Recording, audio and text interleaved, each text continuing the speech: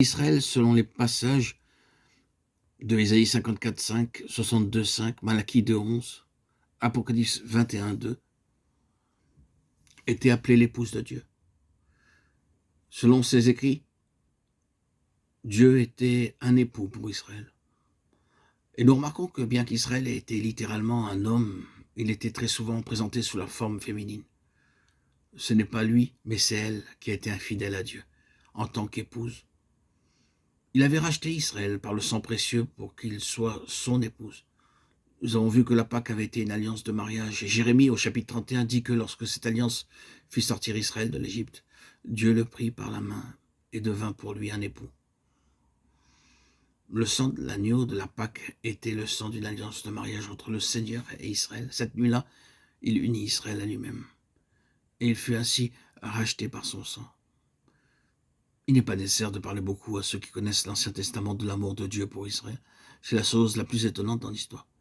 Lorsque nous pensons à ce qu'était Israël et que nous lisons l'histoire de ce peuple dans sa propre attitude, c'est la chose la plus merveilleuse que d'entendre le Seigneur dire « Je t'ai aimé d'un amour éternel ». Jérémie 31:3. Dieu n'a jamais abandonné cet amour, c'est encore un amour éternel. Mais il y a un sanglot dans le cœur de Dieu, c'est un amour désappointé. L'Ancien Testament est cependant une révélation merveilleuse de l'amour de Dieu pour Israël, l'amour du cœur tout entier de Dieu pour une épouse, comme cet amour a été exprimé. Vous voyez la protection merveilleuse dont Dieu entoura Israël. Il le protégea tout au long du chemin, il lui donna la nourriture et le vêtement, et il nous a dit qu'il le conduisit sûrement. L'amour tendre, prévoyant, protecteur de Dieu, se retrouve partout dans l'Ancien Testament. Quelle était la pensée et l'intention de Dieu en s'unissant à Israël? Il avait voulu qu'il soit à lui pour son plaisir. L'Éternel prit plaisir en Israël. Il l'avait créé pour son propre plaisir, afin qu'il soit la satisfaction de son cœur. C'est là naturellement un mystère profond. Pourquoi le Dieu Tout-Puissant désire-t-il quelque chose pour son plaisir? Lui qui possède toutes choses et qui réellement n'a aucun besoin, nous est cependant révélé comme celui qui a créé un peuple pour son plaisir. Nous le voyons, il a créé toutes choses pour son plaisir. Et il a créé le monde pour son plaisir. Il a créé tout ce qui est bon dans le monde pour son plaisir. Il a créé l'homme pour son plaisir. Et tout cela s'est éloigné de lui. Il dit donc, je vais recommencer. Et il leva les yeux. Son idée était qu'Israël lui apporte de la satisfaction, alors que tout l'avait désappointé. L'épouse était pour le plaisir de l'époux.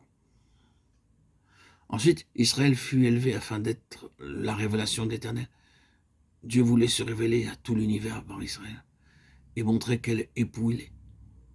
Nous ne pouvons naturellement pas ramener tout cela à la vie actuelle et journalière, mais nous pouvons comprendre quelquefois par l'épouse elle-même ce qu'est son mari.